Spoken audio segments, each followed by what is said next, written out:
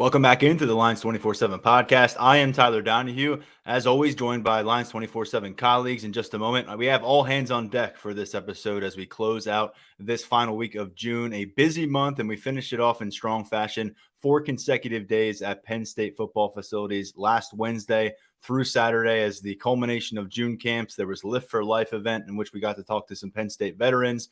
Along the way, the Nittany Lions have filled out their freshman class here on campus. They've also updated their 2023 football roster as we start to creep up toward preseason camp in early August. And to break down all of this and more, bring in my good friends Tyler Calvaruso, Mark Brennan, and Daniel Gowan from Lions247.com. And gentlemen, we've spent a lot of time together in recent days over at Penn State's facilities. Tyler Calvaruso came up for an overnight stay. It turned into a 3-night stay because of some car issues. So happy to see all of you. We'll huddle up again here on a Tuesday afternoon. And we got to begin with those Friday night fireworks. And Tyler Calvaruso, we begin with you because that recruiting class for 2024 grew on Friday night.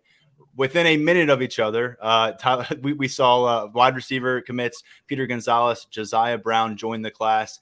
Let's get into them separately in a moment, but what do we think about this pair hopping on board within 48 hours of Tyseer Denmark starting off that 2024 receiver class? Two names that were high on the board, the staff was ultimately able to close on. Just starting with Josiah Brown, he's still developing into a true receiver. He's played a lot of safety throughout his high school career, and he's definitely lined up on the other side of the ball as well for Holy Trinity up in New York. But really, the early in his recruitment, some people had his eye on him as a defensive back, and then it kind of transitioned as his progression went on, where more of a primary wide receiver prospect. He's still learning the position, still working on his hands, but there's a lot of athletic upside with Josiah Brown. Penn State staff saw that. Marcus Higgins prioritized him really throughout the cycle since he arrived on campus. So Brown was a guy the Penn State staff wanted to seal the deal with. They were able to get that done. Over Rutgers really came down to in the end. He had an official visit scheduled with Georgia, wound up not making it. I heard that Georgia was looking at him more as a defensive back. So clearly it was something that popped up really until the end of his process, potentially playing on the other side of the ball. But Penn State liked that wide receiver. It was what they pitched throughout the cycle, and they were able to get it done on Friday night. And then just moving over to Gonzalez, what a month it has been for Peter Gonzalez when it comes to where he stands with Penn State. Gets to the Elite Showcase camp during the first weekend of June, kind of secures himself as a take for the staff. And they were already trending in that direction, but he gets to the Elite Showcase camp, worked with Marcus Higgins throughout an entire afternoon. And that was more than just an evaluation for Penn State. That was an evaluation for Peter Gonzalez as well. He was very interested to see how he would gel with Marcus Higgins, and everything went really, really well while Gonzalez was in town. And from that point on, the writing was on the wall. It was really all Penn State. Virginia Tech put in a lot of work to land Gonzalez. They got him on campus before Penn State did. They moved that official visit up. Gonzalez was originally going to be in Blacksburg on June 23rd. He gets there on the 9th. Didn't really do much to move the needle for him. That's how high he was on Penn State throughout his process. So 2 high ceiling wideouts in this Penn State class now, in addition to Tyseer Denmark. And with Gonzalez, you look at his size. He's a big bodied wide out on the outside. I think there's definitely a lot of untapped potential with him. People got to remember he's really just working his way back into action coming off that torn ACL. He played a lot as a junior for Pittsburgh Central Catholic, but I think senior year, you're going to see more of the real Peter Gonzalez. And I think as that transpires, I think Penn State fans are going to be pretty pleased with the fact that he's part of this class.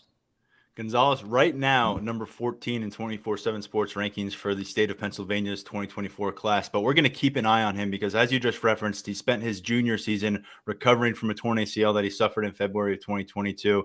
Really got a chance to start to see him blossoming as an athlete again earlier this summer on the Penn State camp scene. And by the way, 7 of the top 14 players in 24/7 sports rankings for the state of Pennsylvania are within this Nittany Lions class for 2024. That includes 4 of the top 5 overall, led by Quentin Martin, who we got a chance to see back at camp last Wednesday. We addressed that on the last episode of the podcast. I want to get back to Peter Gonzalez because Mark and Daniel, we're going to have a feature coming up on the site later this week to close out June with some of our top performers that we saw firsthand on campus this month. A bunch of prospects, 2024, 25, 26s. And this was a guy, Peter Gonzalez, that we all came away from that day thinking, yeah, he's going to have that door open. Clearly, the way that he performed the way he interacted with Marcus Higgins. Mark, what do you make of this pickup? His dad certainly had a splashy career at Pitt, went on to play some time in the NFL, but it came down to familiar name and Brent Pry and Tyler Bowen down there, and then here Marcus Higgins and James Franklin able to get to the finish line and bring in another big-bodied wide receiver. Yeah, well, first of all, I just want to say I got a flat tire this morning. It's probably going to take me about 10 minutes to get it fixed this afternoon. So once I get done with this pod, I'm happy for you.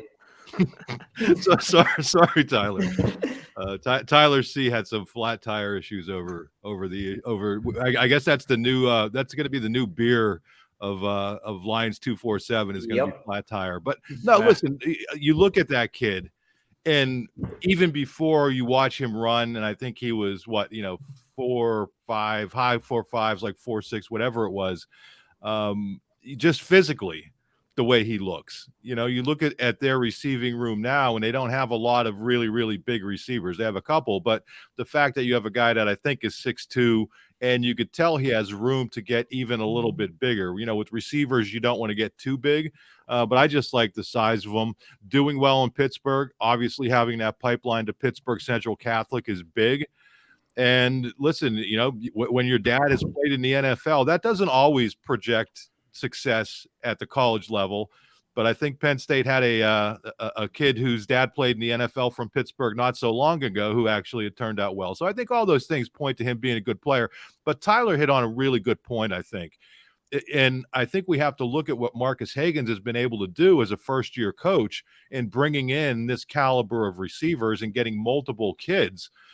Because that's not always an easy thing to do. And I think it speaks to the way that, number one, he's fitting in with the rest of that staff. And I think part of that could have been expected because of his prior relationship with Poindexter. But just the fact that the way he's able to communicate with these kids, we saw it at the one camp or afterward. Higgins specifically spent time working with him. And again, as Tyler mentioned, you could tell they were both kind of sizing each other up to see, hey, do I like the way he operates? Do I like what I'm seeing from him? And it worked out well, and I think it's a good sign for Penn State's receiver room moving forward beyond just this one prospect. And as I just mentioned, and as Tyler and I discussed on our last episode of the podcast, Tysier Denmark kicked this thing off while we were on the camp field Wednesday, announcing early evening Wednesday that he was going to be the first wide receiver to take the plunge and join this Penn State class under Marcus Higgins' directions after spending a long time in Oregon's class. And Daniel, I want to bring you in on this one because you had a great notebook on this 7-on-7 camp, and we'll talk about a lot of what we saw on Friday in just a bit. But last year's 7-on-7, this guy was among the headliners, if not the headliner, but you knew it was going to be a battle. There were other Big Ten schools in that mix. Even back then, Oregon was clearly going to be a contender. He commits to the Ducks. He lands in the Nittany Lions class. What do you make of that kickstart for Marcus Higgins? I think it's a really, really good get for Penn State for a number of reasons. I think the one that you start with is that he's in state from Philadelphia. Tysier Denmark is kind of, the type of player that you want if you're Penn State. And, to start you start the class on the east side of Pennsylvania, and then you move to the west side with Peter Gonzalez. And the fact that you're bringing in two guys in a class who, seem to have, pretty complementary skill sets. I think that Mark made a good point that when you look in the Penn State wide receiver room right now, there isn't really that type of guy like Peter Gonzalez.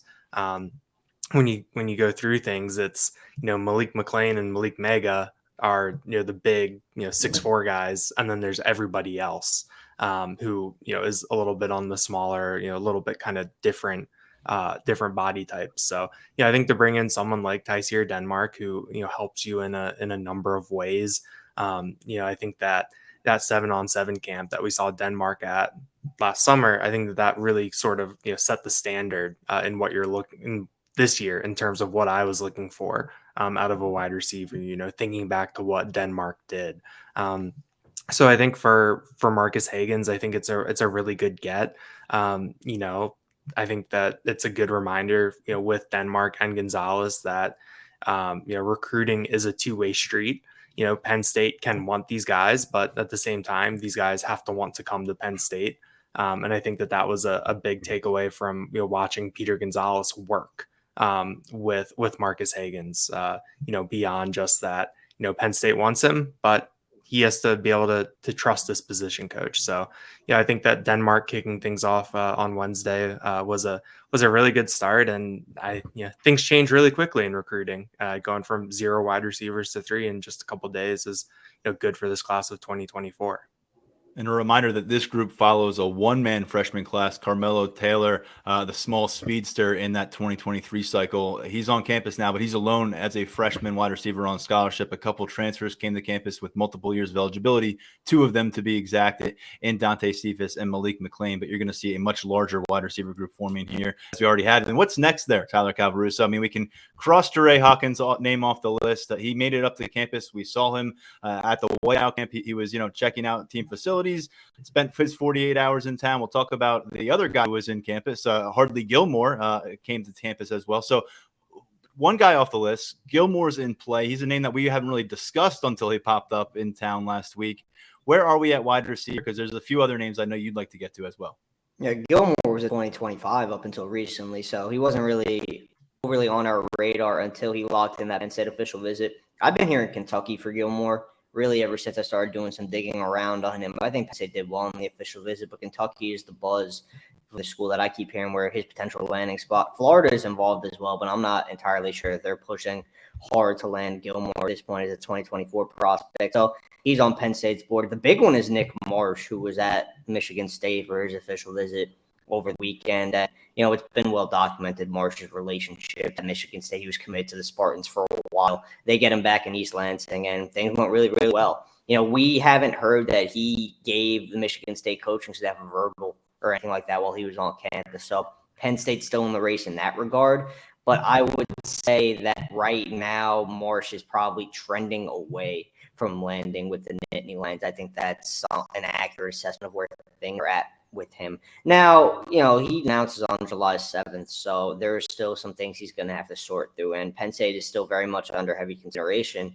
But right now, I think him winding up back at Michigan State is a very real possibility.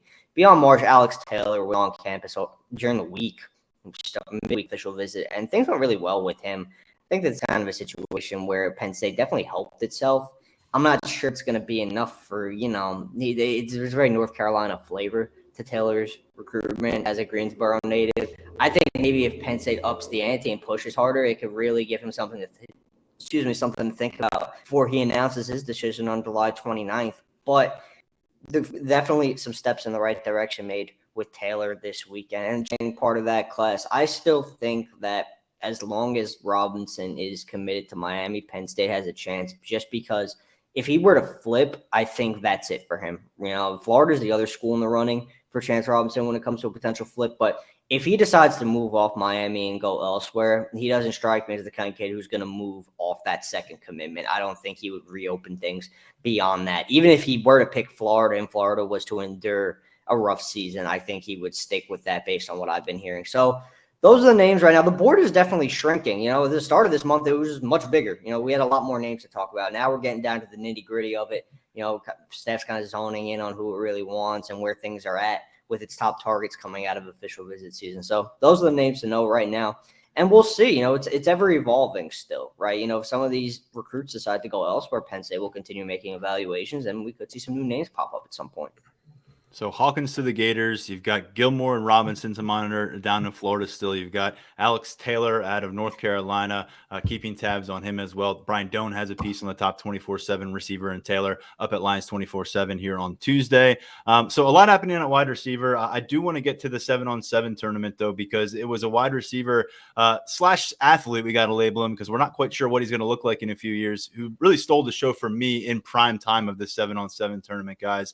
When Friday early afternoon turned to Friday late afternoon, and the fields whittled down to eight or four teams, Elias Koch, I should say, really showed up. Rising sophomore at Harrisburg, 6'2", already pretty well built, put together, came up with a splash play last year in the state title game. And during the matchup against State College and during the preceding semifinal, this is a kid who just showed up with James Franklin and company parked in their golf carts. He left with a scholarship offer. But Daniel, you followed Koch's day much closer than I did.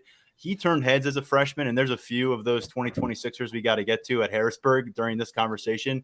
But I came away from this thinking that Elias Koch really needs to be firmly near the top of the list of names to know within that cycle of rising sophomores here in the state of Pennsylvania. Definitely. And Koch was actually at both 7-on-7 tournaments. He was with a central Pennsylvania team at the first one, but then was back with Harrisburg last week. And, across both of those 7-on-7s, I thought that he just really stood out. And, like you said, he's 6'2". He doesn't look like he just finished his freshman year. The way that he moves very, very well.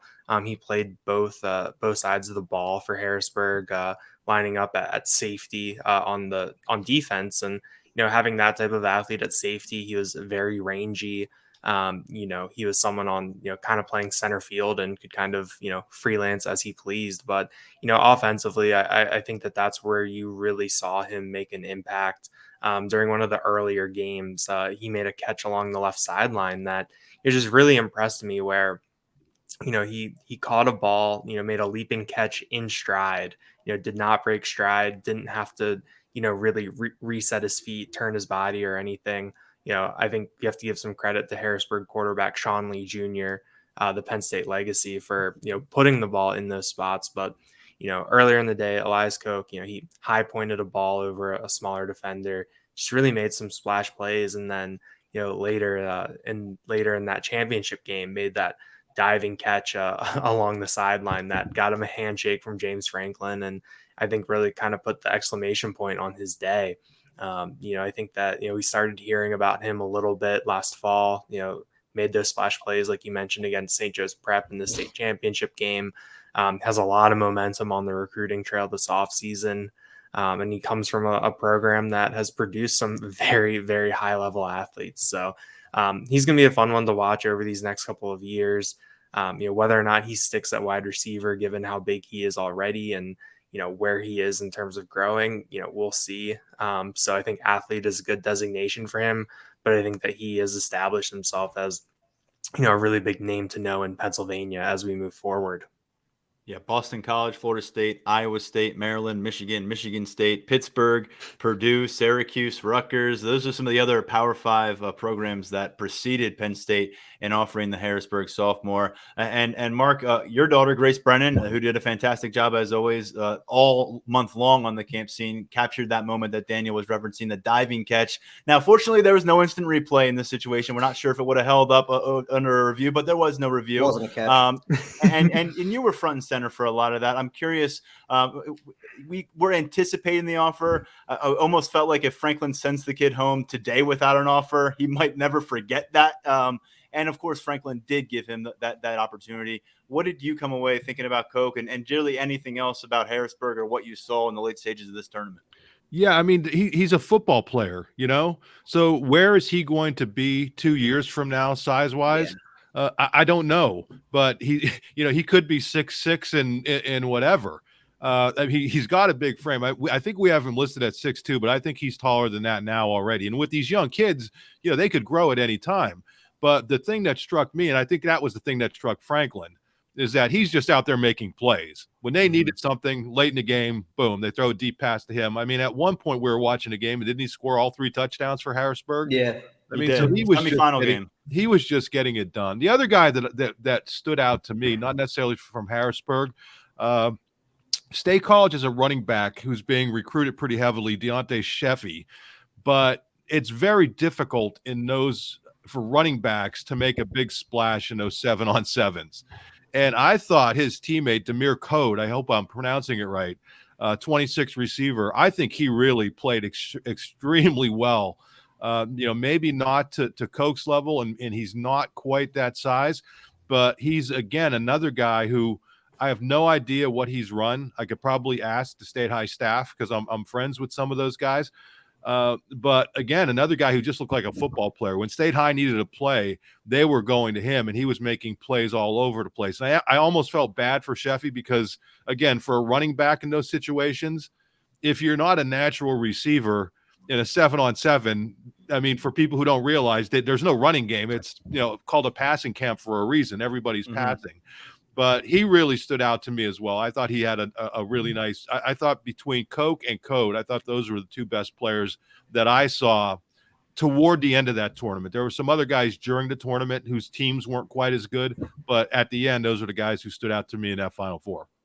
And the guy who really caught all of our attention late as well at the running back position was Lewis Dillard, rising sophomore at Harrisburg. Keep an eye on this guy. I mean, the defenses were clearly shifting toward Coke in the late stage of this tournament, and they just, I mean, they were getting burned by Lewis Dillard. I'm not sure what his size is right now. I think 5'6", 5'7" range, but he has a lot of speed, and on a program like Harrisburg where there are weapons across the field, I think he is a name to know at the running back position in Pennsylvania. We talked a lot about wide receiver in the 2024 cycle just now, but Tyler Calvaruso, there was a notable one from 2025 I want to get to here in state. Mikey Scott from Dallastown, Pennsylvania. He was one of our camp darlings of the 2022 season here in Penn State, and now he's gotten a chance to come back. He certainly improved upon his 40-yard dash time when he tested during his most recent visit. He's a guy who very much is interested in the Nittany Lions. He keeps coming back for games, for camps, every opportunity he can.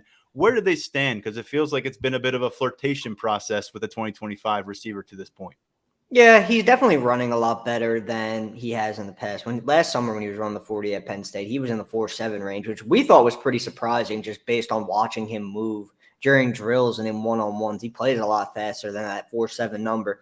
Penn State staff got with him after all those camps and told him, we would like to see if you get a little bit better in the 40, kind of refine your technique in that area and, put up some better numbers. And he has. He's responded. He's running in the 4 or 5 range now. So that's definitely a positive for the Penn State staff on multiple fronts. You not only see the guy getting faster, you see him willing to put in the work and taking that coaching and that advice. So that's something that definitely appeals to the Penn State staff anytime you get a guy like that who's so willing to get better and, learn and improve where he's asked to improve. The thing with Mikey Scott is him being a smaller guy. I think we saw it during his final game of the afternoon on Friday. There were some passes that he probably should have called in that he ultimately didn't. And I think that while he's definitely gotten better in the speed department and his route running is really crisp and he's tough to deal with in the open field. I mean, he's not only fast, he's really shifty. And you see a little bit of that in the 7-on-7 setting, but you go watch his tape especially. You see a guy who makes defenders miss with relative ease quite frequently. So that's definitely an element of his game that a lot of college staffs like. But I think maybe, the hands need to improve a little bit. I think that's an area that he kind of needs to work on. But Mikey Scott's definitely a really intriguing prospect to me in that 25 class. Not just because he's a Pennsylvania kid. I mean, he's got multiple Power 5 offers now. This time last summer, he was still working his way onto the radar. He also hit a little bit of growth spurt. He was around 5'8" last summer. I think he's like 5'10" now. So that's definitely helped him as well. But he's on Power 5 radars, and he's definitely on Penn State's radar. And there's been contact, and there's been, conversations had at these camps and these 7-on-7s. So I think he's a name we're going to be talking about a lot moving forward because the evaluation with him seems to be ongoing. It's been that way for a while. And at this point, I would anticipate that's an evaluation that continues throughout Scott's junior season. And Scott recently has worked in tandem with Kenny Johnson, who signed with Pitt. So it's going to be a new kind of a part of his career now at the high school level of being the clear top option within an offensive scheme is where he's at right now. Another guy to track moving forward from this tournament. Before we close shop on the 7-on-7 conversation, Daniel, you had a quarterback that I know you were intrigued by going into the weekend that you got a long look at. Discuss him a little bit if you'd like, and any other names that you don't want to leave kind of in the notebook on the site you want to throw on the table here on the show a little bit. Definitely. Matt Zollers out of Spring Ford and Royersford, Pennsylvania. Southeastern Pennsylvania kid. He earned his first D1 offer on Friday from Old Dominion. Ricky Ronnie and the ODU staff were in town. As you can hear the lawnmower Train's outside here. of my apartment. Yeah. But no, Zollers was very crisp. He was really able to, he had good arm strength. He really spread the ball around. He had a really nice supporting cast. Ryan Kirchner is a class of 2026 tight ends who had a really big body, was someone that Zollers looked to a lot in the red zone and often delivered. And just kind of as you went through the day, I just was really impressed with Zollers, the way that he handled himself, the way that he threw the ball. It's that arm strength really jumped out to me. He had Mike Yursich's attention Yursich was following around spring forward at one point, and when Zollers is on the field, Yursich would be on the field walking down behind the spring forward offense, and then when the spring forward defense would come onto the field, Yursich would go back to the golf cart making phone calls. Yeah. Yep. So it's whether he graduates above that G5 type of prospect, we'll see. But I think it's the type of player that you see at these camps that you can see that this is a college football player. Water finds its level. I think that's the type of kid that's going to find a home. There's a really good game between Spring Forward and Malvern Prep. Malvern Prep quarterback Skylar Smith, class of 2025. He made some nice throws. Zade Johnson, 2025 wide receiver from Malvern Prep. He was not on our radar when the day started. There are a couple other guys on Malvern Prep who, we were really looking for, but Zay Johnson was someone who every time, I think me and Grace were watching a game early and we had to go, okay, we need to figure out who that is. Just the way that he was making catches, a little bit smaller, but I think Malvern is one of those programs that does a really nice job of putting guys at, either the G5 level or the FCS level. And, they typically have success. So, I think that those were guys that stood out to me that we haven't talked about yet. And then I would just highlight Waideep Collier. He's a 6'5" wide receiver at Newman Goretti, class of 2026. That's someone we're probably going to be hearing about later on. So I'll mute myself now, and we don't have to listen to the yard work anymore. Well, good stuff, Daniel. And you have a full notebook, very comprehensive look that other guys chipped in for, but Daniel carried the heavy weightlifting for these notebooks over the course of June, and we appreciate that. And while a lot of the tournament was taking place over on the intramural fields here at Penn State, I was over at Penn State's practice facilities where the big fellows were getting to work with the second big man challenge of the month. And fortunately, there were no lightning delays this time. And fortunately, it was a heck of a group that we got a chance to watch up close. And the story here was the underclassmen in the state of Pennsylvania and their ascension on the offensive line. And we saw a young defensive lineman as well that I wanted to spotlight here. But Tyler Calvaruso spent a lot of time with me. And, I thought that the name that popped up to me, and Tyler and I talked about this when we got back to my house after all these camps. And, who was the guy that you would pick to be the number one NFL draft prospect from everything we saw on Friday when you had all the tournament going on and you had bunch of linemen on campus, and we both were in agreement that Kevin Brown,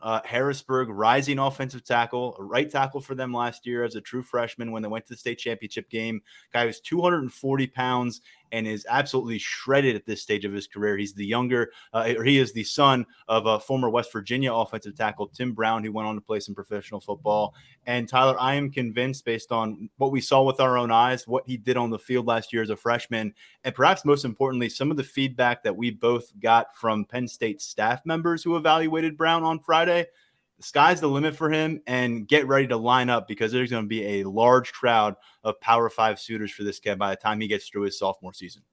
Yeah, some people listening right now probably think it's really outlandish that we're discussing NFL draft potential for a kid who's gearing up for his sophomore season. But the fact of the matter is, you go just take one look at Kevin Brown and look at his frame, and then you go watch him move during drills and in one-on-ones, and it really, really stands out to you. I mean, this kid, he's already pushing 6'6", 240, and he's built, man. He is jacked, and he moves so well. Like, he just has everything that you really want in a high-end tackle prospect. And he got the job done as a freshman at Harrisburg. He wasn't just playing on that offensive line. He was having his way with opposing defensive linemen. And I think he's only going to keep getting better. He's going to get out to a lot of these camps. He's going to work with these coaches. He's going to continue fine-tuning aspects of his game. And he's also got his dad to, as a springboard for ideas on how to get better. His dad was a successful lineman, like you mentioned, at West Virginia. So I think that there's a lot of potential there. And yeah, the feedback that we received from the Penn State staff on Kevin Brown kind of says it all, in regarding to his potential standing on the board moving forward and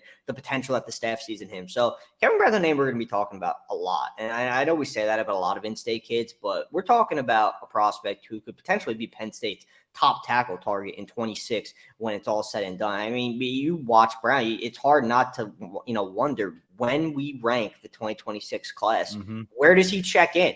I think he's definitely going to be a top 24/7 guy. I think he's got that in him. He might be even higher than that. Higher. Yeah, Higher. I think Higher. significantly higher. You know, Yeah. that's Top just me 50 being maybe. modest Yeah. at this point. Yeah. Yeah, no, he's Yeah. definitely got that upside to him, and it's going to be interesting because there's going to come a point where his recruitment becomes national, and how does that impact things? I think that Penn State is going to be right there with him for the duration of his recruitment. Penn State was his first offer, and the staff's pretty happy that they made that happen. Yeah, Penn State not regretting that decision last December to offer Kevin Brown early stages of his sophomore year. And I talked to Elias Koch, by the way, who is his teammate, and those are two to watch for the next few years at Harrisburg together. They're going to chase some championships, and they're going to be chased by a lot of Power 5 programs. But he really lauded the way that Brown attacks the practice field every day. And we're talking about a freshman going on sophomore, bringing that kind of mentality. A lot to like about the combination. And I learned on the camp field on Friday, Kevin Brown's only played football for 2 years. They knew he was going to play football. They knew it was inevitable. He was going to be playing football at the high school level, but they didn't rush him into the sport. And in fact, they didn't really, they kind of held him off from jumping into pads until he was 13, 14 years old. And now here he is being discussed among the best in the state within his cycle. Tyler Merrill was also there, Cumberland Valley sophomore. We saw him lined up on the interior, taking some snaps at center under the supervision of Phil Troutwine. He's another in the 2026 class, probably the biggest overall kind of body at 6'5", 310 pounds right now, 3 years ahead of him at the high school level. But the name that we got to focus in on here for a bit, I wrote about him on Monday, and Grace Brennan did a fantastic job documenting a lot of this with her photos on Friday, was Josh Williams out of the Haverford School near Philadelphia. We're talking about a 6'4", 300-pound kid who came to campus, ran a 5.1 in the 40-yard dash, and he has a history in the track department. He's run the 100-meter dash for the last few years. He actually favors that over throwing events in track and field, which you don't hear from offensive linemen ever. And this is a guy who left campus after 20 uninterrupted minutes with Phil Troutwine. 10 of those minutes, he was joined by James Franklin and general manager Andy Frank. After all that goes down, an offer comes his way. He gets a chance to chat with Olu Fashanu, Caden Wallace, Drew Shelton out there on the field. His parents and his uncle are involved. And oh, by the way, dad, uncle, both Penn State graduates. Dad's crying when they get home because he's overcome with joy. And admittedly, Josh Williams is a Penn State fan. He has sat down on Saturdays for several years to watch the Nittany Lions play ball. I'm sure he has heard his dad shout things at James Franklin that were not so kind. But dad was all smiles on Friday when this offer came. It was really cool to watch it play out. And Tyler, you saw it there with me. I mean, we were tracking this thing from start to finish, and I think those who followed our live updates thread really got to see how it works out. This is a kid who told me in May he thought Ivy League was his ceiling, and that's a good ceiling. This is a 4.0 student. He's the class president at Haverford School, but he thought that was it for football. He didn't think Power 5 was really going to be on his radar. Boston College gave an out-of-the-nowhere offer, is the way he phrased it, in mid-May, coming to his school, and he thought, well, I wasn't going to go to any prospect camps. I guess maybe I'll see what's out there. He's gone to 3 camps, guys. Virginia, Nebraska, Penn State. All 3 of those schools said, here's a scholarship offer. Let's keep in touch. Tyler, what did you take away from our time watching Josh Williams, who's in the 2025 class at Haverford? Of all these camps we've covered, I mean, we've seen individual workouts take place with the staff on the side before. I'm not sure we've seen them take place for that long. Williams was drilling individually with the staff. Phil Troutwine was out there. James Franklin was out. Andy Frank was playing a part in these drills. That went on for about maybe a half hour, and then we got to see the conversations between the Penn State staff and the Williams family and just everything that went along with that. I mean, the fact that he thought he had an Ivy League ceiling and now he's got all these offers, it's a pretty cool story, man. That's one of the great parts of recruiting. We get stories like this all the time.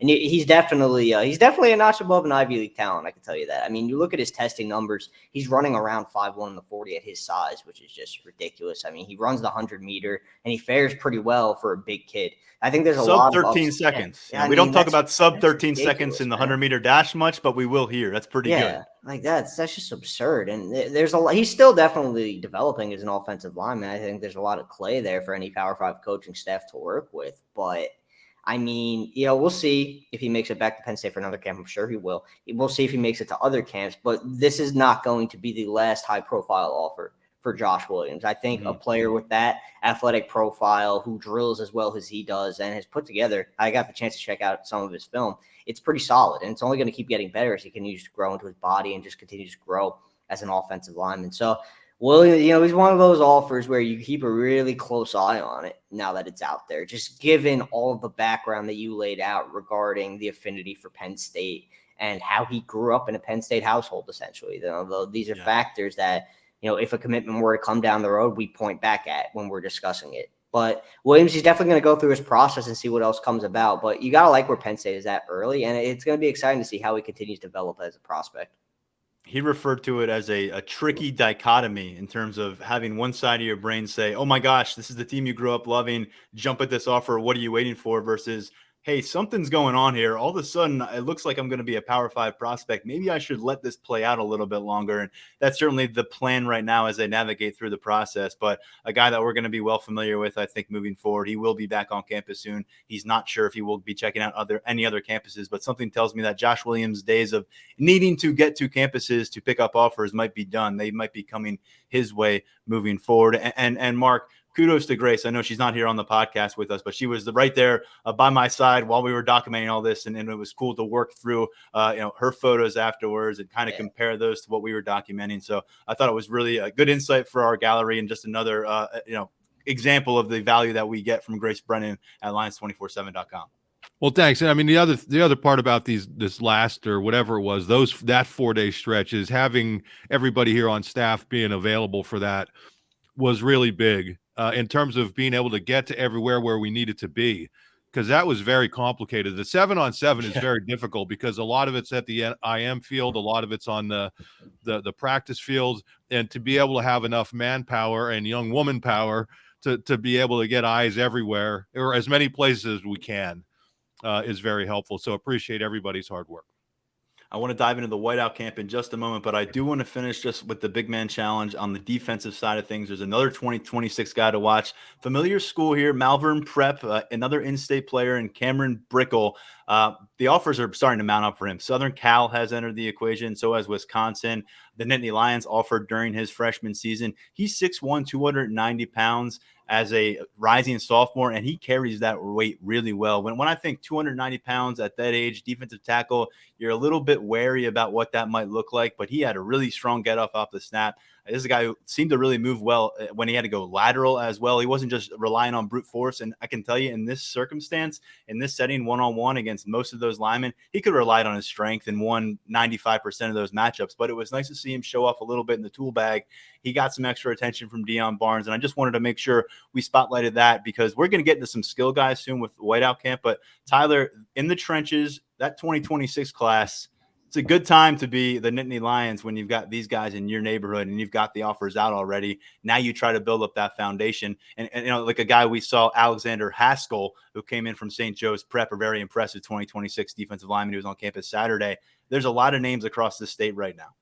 Yeah, it's shaping up to be a potentially really special class, and I don't think that's hyperbole. I mean, you get out to a camp circuit and you watch these guys work, you just see that they ooze potential. And Penn State, with these guys being right in the backyard, they're going to all be priorities, right? These guys, every guy that we're touching on in this 26 and even with 25s, they've got offers and they're priorities, early on. They're definitely high on the board early. So it's just one of those things where Dan Franklin always talks about keeping the best players in Pennsylvania. And there's no way that these guys do not remain priorities. That's how talented they are. It's always nice when you get to see them in camp early as underclassmen, and then you just watch the development as they continue. And then as upperclassmen, they're dominating on the field. You see them highly ranked, and you see Penn State heavily involved in those recruitments. I think when we discuss this 26 class, we're going to be talking about a lot of these guys moving forward as priorities when they are upperclassmen. Daniel, sit tight for a second because I'm going to throw it your way in a moment. We've got some roster updates to talk about with the 2023 football squad. But Tyler, now that we've reached the end of camp season, the end of official visit season here in the month of June, first off, a big tip of the cap to you. Take some time for yourself if you can. I know I sent you home with a stomach bug. My bad on that, but you got stranded in State College. You left with what you left with. I want to know what you think about what happens next. Where are we with commitments being scheduled? Where are we with the priorities for Penn State staff aside from taking their wife and kids and going on vacation? What are we talking about with the 2024 recruiting class now that this chapter has ended? Well, it really starts Friday with DeAndre Cook. He starts the wave of commitments from priority Penn State targets. Cook is going to be announcing on June 30th, and Penn State is in a pretty good spot there. Crystal ball reads 100% in favor of the Nittany Lions. That's one we anticipate getting done. Then July 1st. Well, July 1st was going to be a little bit busier until Dre Hawkins decided to move things up and commit to Florida yesterday. So that's a little bit less crowded of a date, but David Poly is going to be popping on July 1st, and it's looking like coming out of his official visit to USC, the Trojans have taken a lead, and they are in the best spot. This is going to be one that we're monitoring really closely moving forward because there have been times where Michigan was the leader, there have been times where Penn State was the leader, and there have now been times where USC is the leader, and that's really played out over the course of a month span. So I think while USC is in the best spot right now, I think Poly is going to take a step back, reevaluate everything, and see where things are ahead of his July 1st decision. But right now, USC has an edge. Trojans have to like where they're at. And moving past July 1st, you got Jalen Harvey on the 4th of July. He's going to be announcing his commitment on Independence Day. And we still like where Penn State is at to get that one done.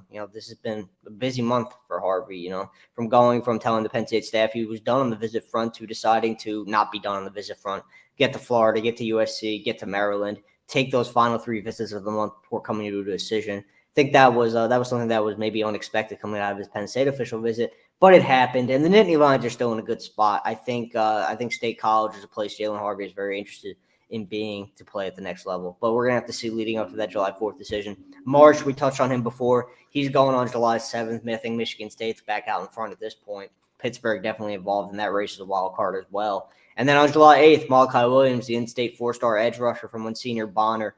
Penn State, Williams, he made it out to Syracuse and Pittsburgh for his official visits to close out the month, but Penn State set the bar really high, and they're going to be tough to beat with him when he announces on July 8th. So there's a lot going on, man. Official visit season might be over, but it's commitment season now. Yeah, the table's set, and we'll see what happens over the first couple of weeks of July and where things stand with this class. By the way, moving parts, and they keep adding new ones. Kamari Dixon, who's been committed to Boston College, safety prospect, picked up a Penn State offer on Friday. Tyler Cavaruso has the story there. So another interesting addition to the target board at this stage of the cycle. And I mentioned we're jumping into the roster conversation. We're not quite there yet because there was that much camp action. We had the whiteout camp. I can't just skim over that one because it was awesome on Saturday. This is a little bit different of a setup than some of the other camps that we witnessed in June. More of an exclusive list, not hundreds of campers there that we're sorting through and trying to scatter photos across. A little bit easier to focus in on who you want to focus in on. And Daniel, you did a great job framing a lot of that with your notebook once again coming out of this the Saturday action. And your notebook began with 3 commitments, a couple of whom in Brewer and of Smith that we've seen very recently here on campus. Yeah, I think that Caleb Brewer spent a lot of time this month, the offensive line or jumbo athlete commit out of Wyomissing. He spent a lot of time getting a lot of work in with Phil Troutwine and Frank Leonard this month. We saw him at 2 of the Elite Showcase camps and then back for the Whiteout camp. Corey Smith was a lot of fun to watch over the course of the 2 camps that we saw him at. The running back from Wisconsin, he showed off some good feet.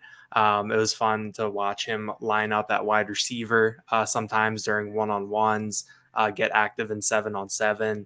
It was kind of what you want to see from a high-level running back commit, where he just made things look very, very easy with his ability to accelerate past defenders. He showed some really good hands.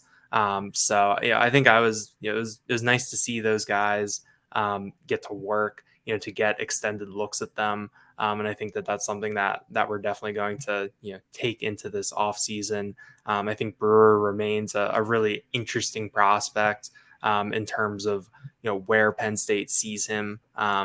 He can play both sides. We saw him exclusively play or work on the offensive side of the ball during in this camp setting. So what he does in his senior year at Wyomissing, what kind of development he makes, I think will be really interesting when forecasting his college future. But he is someone where you can really see what Penn State has to work with there. I think it's just a question of how it fits with him. moving forward. But I think that the whiteout camp, it was a really, really good selection of talent. I liked a lot of the wide receivers that we saw there. As we tended to split things up, I spent a lot of time inside with the skill guys while you guys were on the outside. And I think Lex Cyrus from Susquehanna Township, he was someone that Tyler Calvaruso and I had eyes on for most of the afternoon. Ended up with the offer.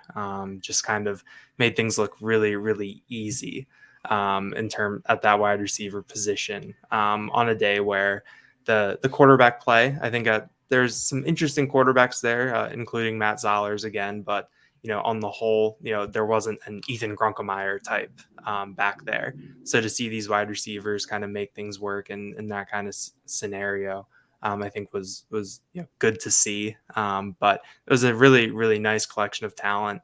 And I think it capped things very nicely in terms of the types of players that Penn State is looking for, guys they wanted to get extra extended looks at. And I think that showed through in terms of who we highlighted and who stood out to us. Circling back to Corey Smith, it was his second camp in 4 days with J1 Sider for the 4-star out of Wisconsin. And you're right. I mean, the footwork is the first thing you go to. The one thing I noticed was Sider, first off, was throwing a lot. I think he only had 5 running backs he was working with instead of a huge collection. And, some guys who aren't very talented. These were talented running backs, and he was pushing them. He was trying to make this as close, I think, to a Penn State practice atmosphere as he could. It's not going to be close to that in terms of intensity, but he was really trying to challenge these guys mentally and make them stay sharp while using their instincts to get through these, bags, bodies, lessons. And I think Corey Smith, there was a little bit of from going inside the ears down to his toes, a little bit of a delay over the course of some of that drill work. And he took some time. And I think as he kind of recalibrated and they got into some one-on-one cat and mouse action against linebacker, and as J1 said, let those instincts take over instead of trying to think about everything J1 was telling him to do. You saw what makes this kid a blue chip prospect. Once he got going in some of that downfield action, working against defensive back as receiver, really impressed with the footwork down when he runs routes as well, just as when he carries the football. And just staying at the running back position, Messiah Mickens. Earlier in the week we saw Quentin Martin, who's committed to Penn State at the running back position in the 2024 cycle, and he's going to make a strong 5-star case, I think, as the 2025 class comes to a head and signing day approaches. But this is a kid in the 2026 class, Messiah Mickens, that he certainly fits the bill. Alabama has offered, Ohio State has offered, Penn State has offered. J1 Sider was paying close attention, and when Corey Smith kind of drifted toward the back of the line for a stretch of camp, he was the guy who stepped up and led these drills, and he did it pretty seamlessly in a way that you don't see a lot of rising sophomores do it. Really well built. I think he was in the 4.5 range in the 40-yard dash. And I know we all kind of came away with matching up Minkins' prospect profile with that offer sheet and certainly feeling like that one checked out. He just made it look pretty easy while also putting in a ton of effort. So the one other guy I wanted to make sure that we spotlighted here was Cooper Cousins, another commitment on campus. And Mark, he is a lot of fun to watch, not only because he's got a big smile on his face most of the time, but when Phil Troutwine says, let's go, it's time to compete, he is a load to handle, and he'll tell you all about it in the trenches. I mean, this is a tone setter kind of presence for Penn State once he gets to campus, and you're already seeing that in effect on the camp scene working with Phil Troutwine. Yeah, typically during one-on-ones at the camps, there's so many people, so many coaches, and so many prospects that it's very hard to see the D-line, O-line one-on-ones. That wasn't the case. There was very few people, and while it didn't lend itself to video, we were able to get some unbelievable photos, and I've been kind of sitting on them to give people a little bit of a rest from our photo galleries. But some of the stuff of him in the trenches is just unbelievable, whether he's grabbing someone by the neck or smushing their face in or whatever. He has, to me, you look at that guy and he's like, I'm not saying he's going to be a day one player at Penn State, but if they needed somebody to play very early, and I don't think they will, he's that kind of physical presence, just a brawler and a mauler and a lot of fun to watch. And the other lineman who stood out to me, and I don't want to discount Caleb Brewer, the one thing I would say about Brewer is I think it was telling that we only saw him at the O-line and all the camps that we were there. And right. I think that says to me, because Tyler, you made a good point, it would have been fun to see him at D-line, but what that tells me is that Penn State realizes he's a little bit raw, super athletic, but really raw. And they want to build him in even at this camp level to that offensive lineman. But the other guy who stood out to me was Michael Carroll. He's the son of Mike Carroll, a former Penn State linebacker. I remember them being here pre-COVID when this kid was in 8th grade or something, and I knew Mike from covering him. And he rode up. Mike was actually brought his bicycle up and said, "Yeah, my son's here." And I saw his son then, and his son was big then. And now, I mean, he's a 25 offensive lineman, 6'5", 300 pounds. And he had that same sort of aggressiveness as Cooper Cousins. What he didn't have was the footwork. He was really sloppy with his footwork, but you can see the potential that is there for this kid. He's big, he's long, he's physical. He has a little bit of a mean streak, but then after the rep, he's smiling. And I just really liked what I saw out of him. I thought he was, he picked up an offer afterward, and it didn't surprise me whatsoever. And then D-line, Adam Chauvelin, is that how you pronounce it? Yeah. He had some great battles with Cooper Cousins. At one point, it was like one guy won one, and the next, and then Franklin says, "Go again," and then another guy, then the other guy won, and then it's like, "Hey, go for the third one." And I forget who came out on top. Cousins was really good, but that guy, wow! I mean, he was. I think we got it at 2-1 Cooper Cousins at the end of that matchup. But yeah, it was fun. But that was so cool to watch, and both guys are really enjoying it. And like you mentioned, Cousins is a guy who's going to let you know as the play is going on, but after it's over, he's going to slap you on the rear end, and hey, everybody kind of respects everybody. So those two guys were Carroll. Everybody knew about Cooper Cousins, but Carroll and Chauvelin were the guys who kind of stood out to me. Actually, one other guy who passed the eyeball test, who I thought was the most physically impressive person at that camp, was Kyle Brady. 51-year-old Kyle Brady. He was in town for Letterman's weekend, and because his son Kellen is a 24 is he 24 20 yeah, he's a 24 tight end out of Florida. Not quite as big as Kyle, but Kyle Brady, he looks like he could put on the pads today and go out and play. So it was very cool to see him, and I know we'll get into it a little bit later, but they had it was Letterman's weekend, and they had a bunch of Lettermen at the camp.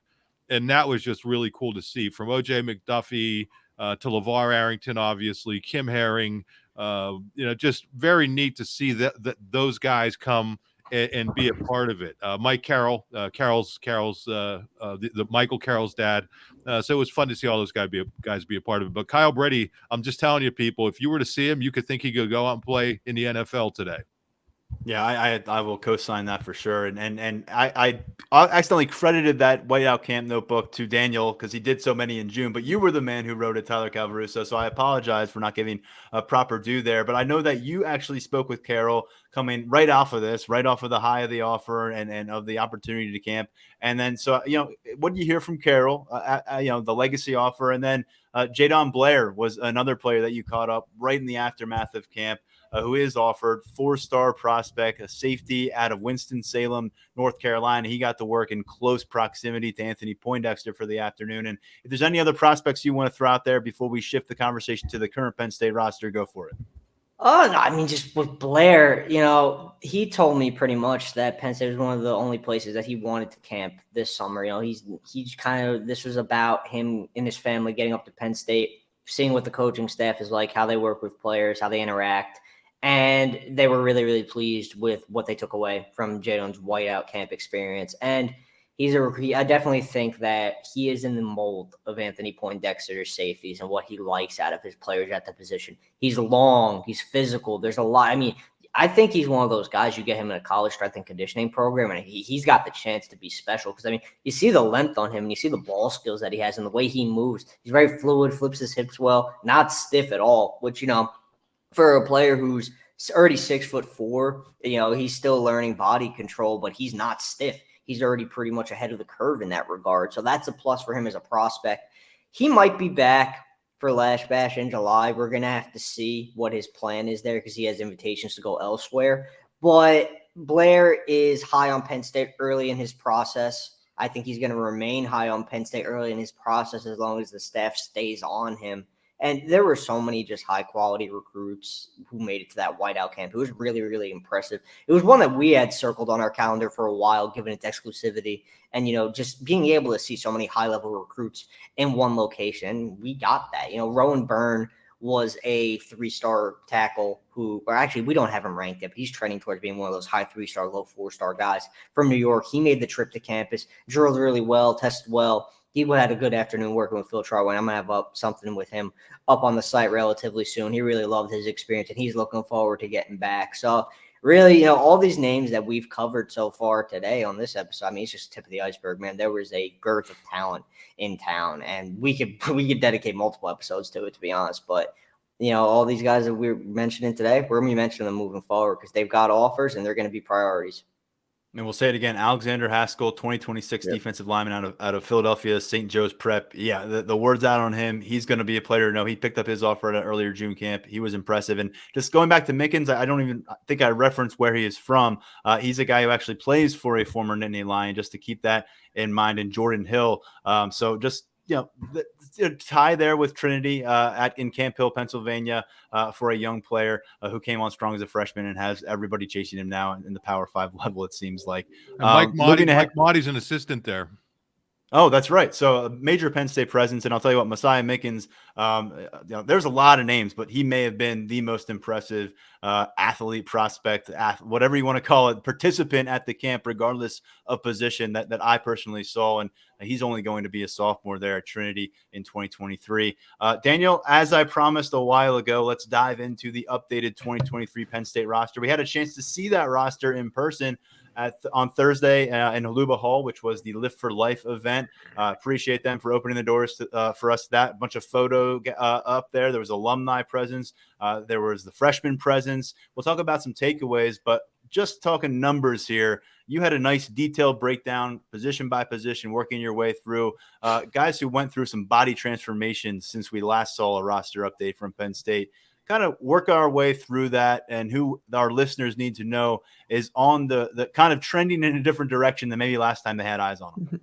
Definitely. I think the one thing with covering Penn State that has been kind of cool for me coming from other places I've covered is that roster is really an evolving document over the course of a year, of a season, with some of the updates that you get. And so, you have to be checking it every once in a while to see, what's different. And, we had one of those updates late last week. I went through it yesterday. And I think when you're talking about, gainers and that type and transformations, I think the best place to start is really in the trenches with that, because I think that's where that kind of size matters the most. I think that one person who really took a lot of attention over the course of last year and in this offseason is Hakeem Beamon, the redshirt senior defensive tackle.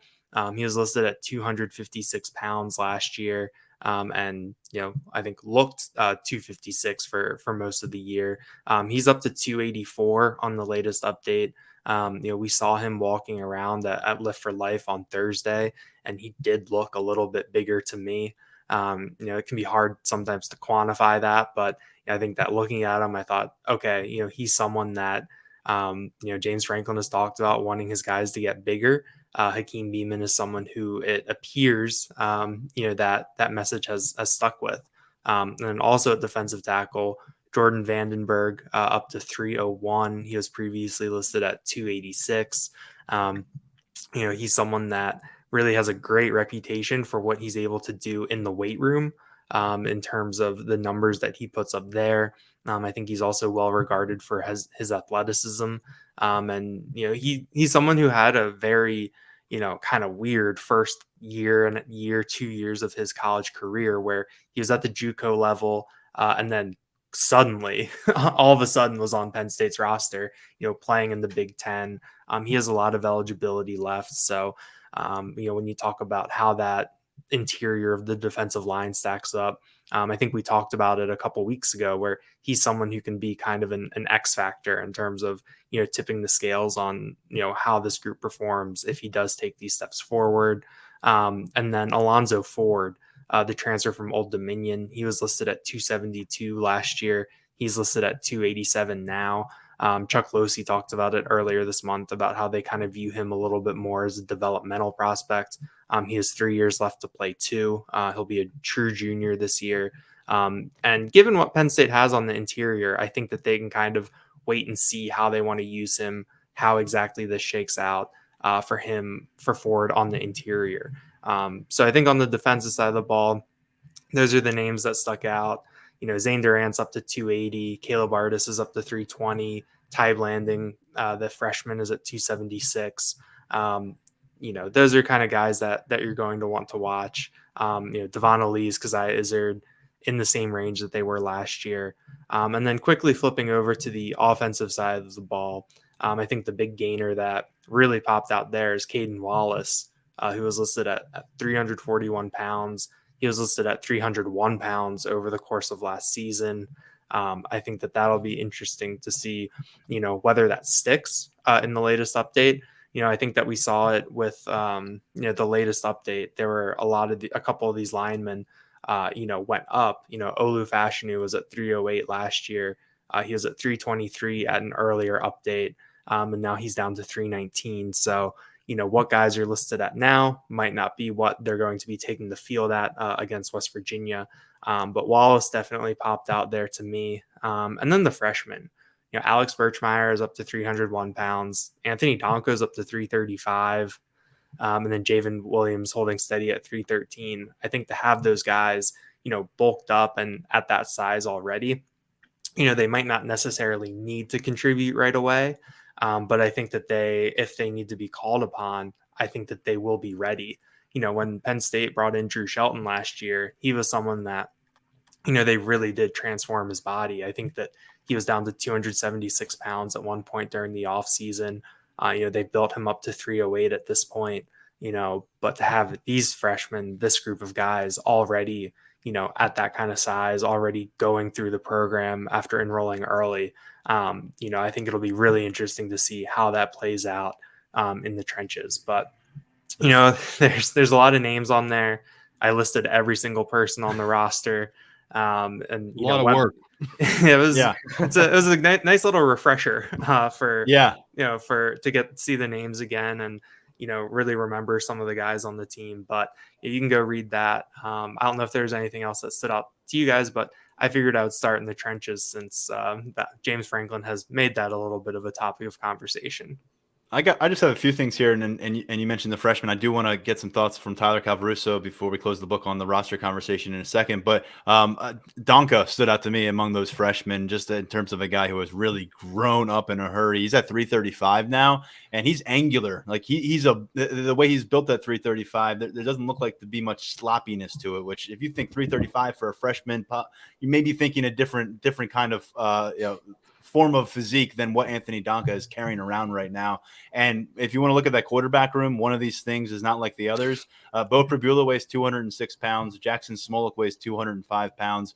Drew Aller weighs 243 pounds as a sophomore quarterback. And my eyes gravitate towards that tight end position as well with these weights. Jerry Cross up to 257 pounds as a redshirt freshman. Theo Johnson is 264 pounds, and he looks it. We saw him out there wearing short shorts and a compression top, and he looks like he could be, pushing his way towards 270 pounds right now. And we know how he can move at that size. Andrew Rapplier, I talked about this. He might be my first pick at that in the recess pick'em situation with this freshman class, based on just these guys standing around in shorts and a t-shirt throwing the ball around. Andrew Rappier, freshman tight end, just got to campus, 253 pounds.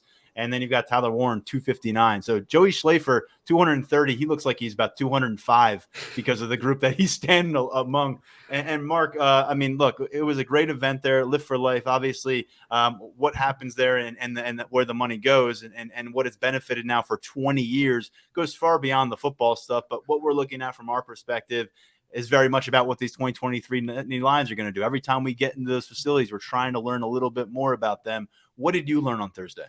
Yeah, one thing that I'd love to throw out there just on the Live for Life end of it is, I think I'm one of the few people who's been at every single one of these, and I've talked to a lot of people about the event, and I don't think anybody could have phrased it better than Curtis Jacobs did. And I'm paraphrasing. I would encourage you to read Daniel's story.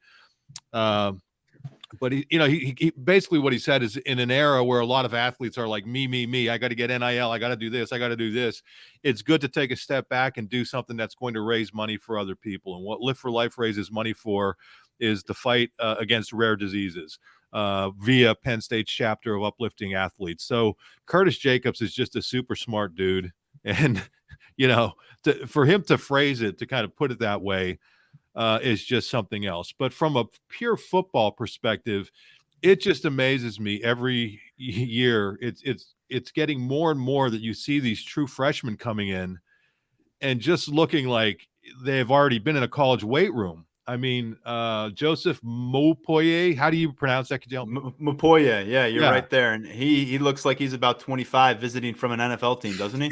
Yeah, and he's 253. I mean, this is a guy, this is an 18-year-old kid, or however old he is. It's just crazy. And you mentioned a tight end. I mean, these guys, it's like some of them come in and they're a little thin, but the way that so many of these guys are put together, and that's one of the cool things about Lift for Life, is that if you go to it, you can contribute to a good cause, but then you could also see these brand new players. And then if you have a kid, you could have your kid go out and be playing and doing stuff with these young players. So all of that kind of, I know everybody's focused on football, but just the way some of these guys pass the eyeball test right off the bat. You mentioned Blanding. He was bigger than I expected him to be, and he still looks like he has room to grow. Rapelier, I mean, it's just, I stood next to that guy and I'm like, wow, you can't imagine that this guy's a freshman. And, the one guy I got to give a shout out to, and not just for Lift for Life and the way that he looks, is Javen Williams. I mean, that guy, he was at, I think, every one of those camps working with the offensive linemen, and he was like an instructor out there. And it's like, it's hard to wrap your head around the fact that this guy just got on campus in January, and he's out there instructing kids who are basically, I'm sure some of them are his age and some of them are maybe a year or two younger, but just being out there and being that mature and that advanced, to go from being the guy who was in these camps last year to now all of a sudden he's out there. And again, I know I'm kind of bouncing back and forth, but the way that he carries that 313 pounds, for a true freshman, wow, he passes the eyeball test. So a lot of different guys, and that's why we like to run those photo galleries so everybody can kind of see for themselves. It really stands out, I think, overall, how every year it seems that the classes, they just seem to be more and more and more physically prepared as they arrive.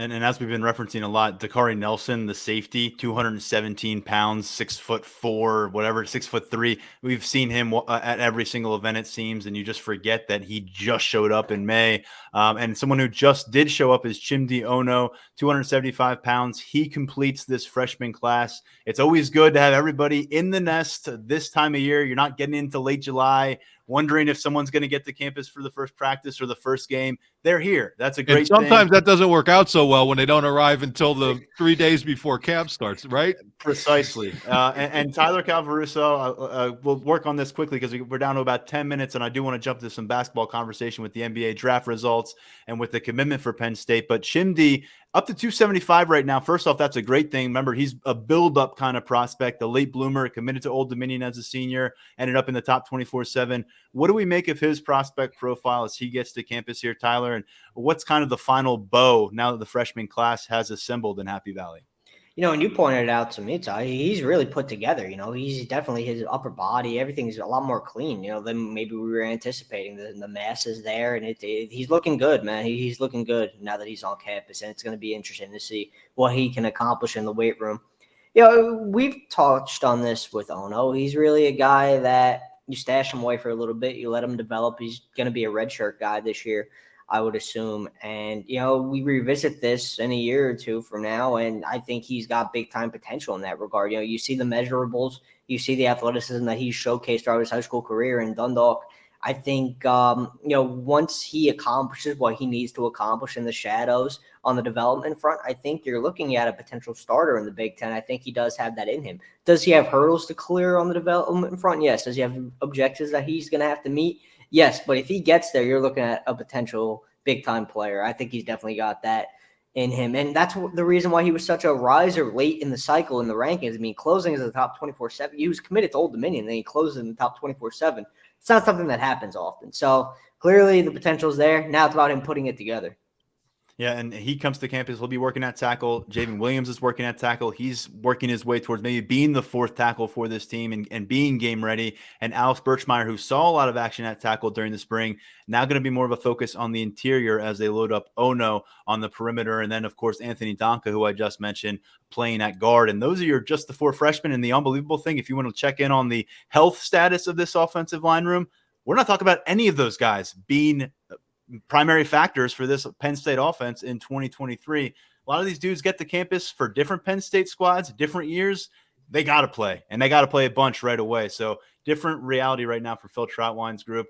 Different reality for Penn State basketball, Daniel Gallen. 2 draft picks. How do you like that segue? You did great coverage last Thursday. You were well prepared for this one. Andrew Funk also gets an opportunity.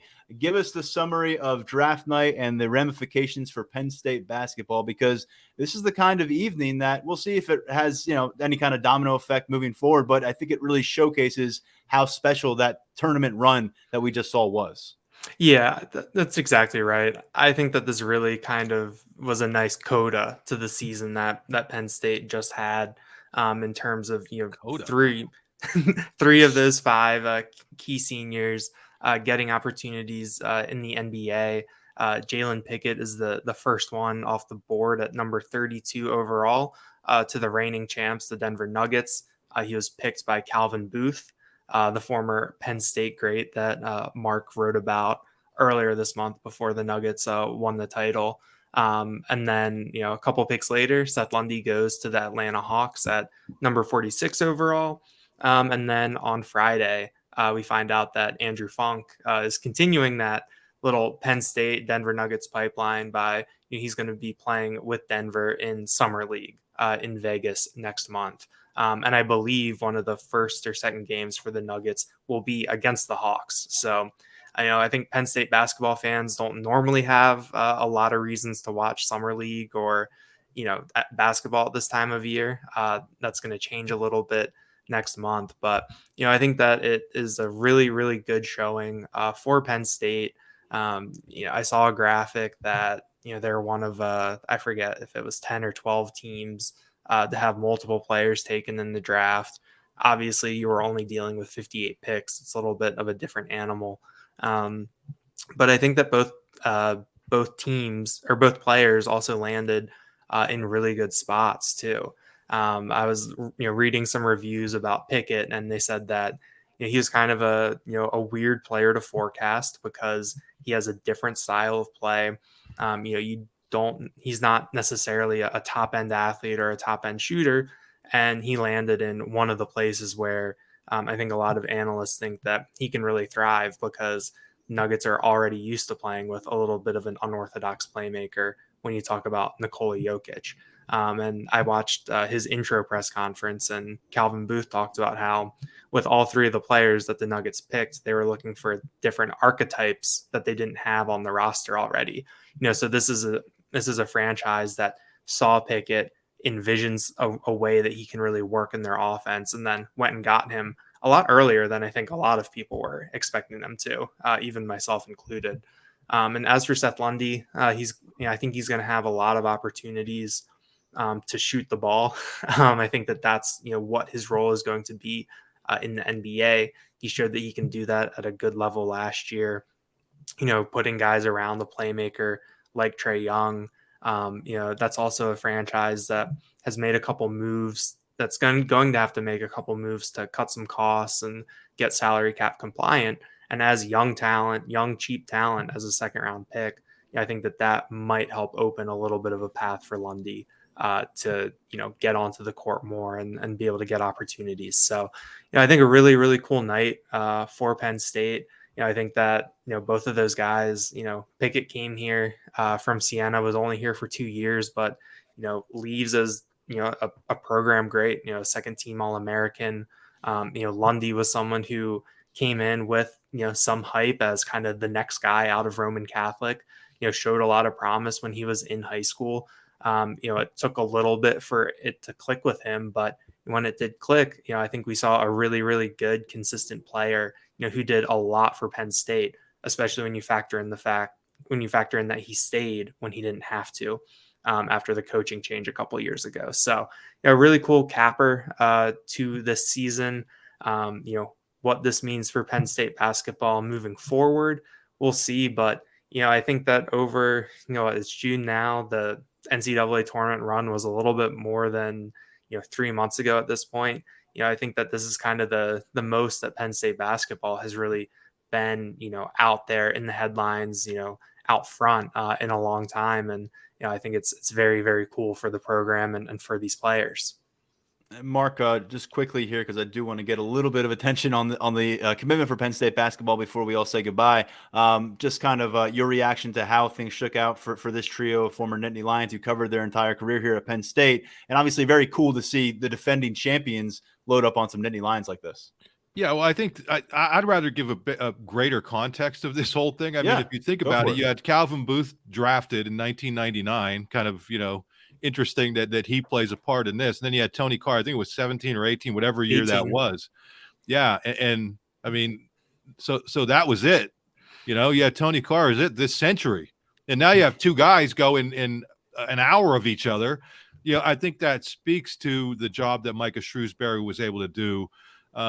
Not that he necessarily recruited Seth Lundy, but in keeping him here and then going out and getting Pickett. And I think that's something, it's kind of setting a high bar for Mike Rhodes and the kind of talent that you're going to need to compete at the level that Penn State wants to be able to compete. The other thing I would say about Lundy, Daniel, is obviously three-point shooting was big for him. He was just unbelievable at the NBA scouting combine. But I also think he can be a 3-and-D type guy at that next level. He was a really good defender at Penn State. It's a completely different animal in the NBA, but he is good enough defensively to hold his own. I'm not saying he's going to be a shutdown defender, but he is good enough that could help him get more minutes than a player who all he does is J.J. Redick go out there and shoot. I'm not suggesting he's as good a shooter as J.J. Redick, but I am suggesting he's probably 100 times better defender than J.J. Redick. So he has that going for him. But I think the whole context of it, that you go all those years with no draft picks. And then I think before Calvin Booth, it was, back in the early 80s maybe or 70s, back when it was a much longer draft. But to have two guys go within an hour of each other, I think was unbelievable. Let's punctuate it here, fellas. A commitment on Monday night for Penn State basketball. Mike Rhodes first, and they're underway with the 2024 class. It's Javen Carter from Alcoa, Tennessee.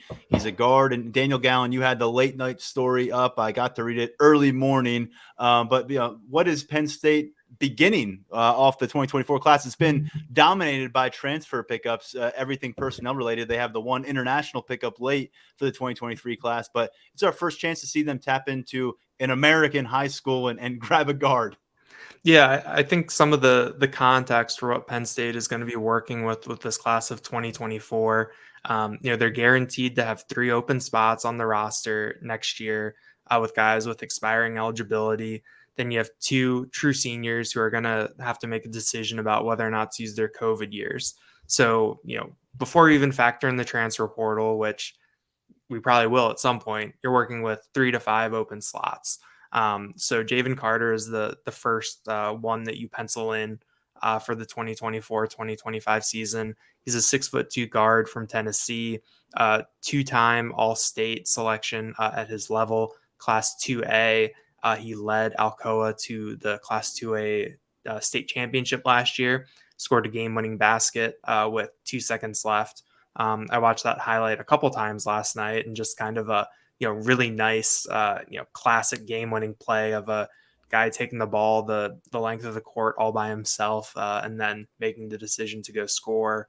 Averaged 27 and 5 for Alcoa last year. Seems to have gotten off to a good start on the AAU circuit. He's playing for the Under Armour Association, or on the Under Armour circuit this summer. So, he'll be someone to watch. His only reported offers were Middle Tennessee State and Georgia Tech. And Penn State offered him on June 16th in kind of the middle of a pretty big run of offers across both the class of 2024 and 2025. So, I think that, Tennessee has produced some really good basketball players in recent years. Brandon Miller, the number 2 pick in the draft, is from Tennessee, but it's not necessarily an area that I had on my radar as a place that Penn State would really dip into. So, I think that it's a really interesting start to the class. I think that we've seen that Rhodes really likes to have, he really likes his guards. When you talk about a guy like Ace Baldwin, someone that you can kind of build around, a team around. So I'm curious to see what the rest of this class looks like. I'm, really interested in learning more about Javen Carter. He's not ranked by us yet. I need to watch. He has a 15-minute highlight tape, and I only watched about 3 minutes last night. So I have some viewing to do later today. But I think that he's an interesting prospect. It's an interesting start. I think once you get one guy in the boat, I think that just kind of helps overall in terms of momentum, in terms of moving this thing forward. So we'll see where it goes from here. Guard on board for the 2024 class. A guard is the headliner for that transfer class with Ace Baldwin, as you said, and really key roster retention with Kanye Clary and Jameel Brown as well in the backcourt as the basketball program continues to evolve under new leadership. Guys, I appreciate it. We're over an hour and 20 minutes. Y'all get back to the rest of your lives, get back to work, whatever you have going on. Daniel, enjoy your lunch out with your dear friends. Mark, appreciate your perspective. And again, big shout out to Grace Brennan, not with us on the podcast, but was with us every step of the way for our coverage at Lions 24/7. We've got some exciting stuff planned for our next episode of the podcast right here on Thursday. So stick around. I think you'll enjoy the guests that we have lined up. For now, stepping aside on behalf of Tyler Calvaruso, Daniel Gowan, Mark Brennan, and our entire Lions 24/7 team, I'm Tyler Donahue. This has been the Lions 24/7 podcast.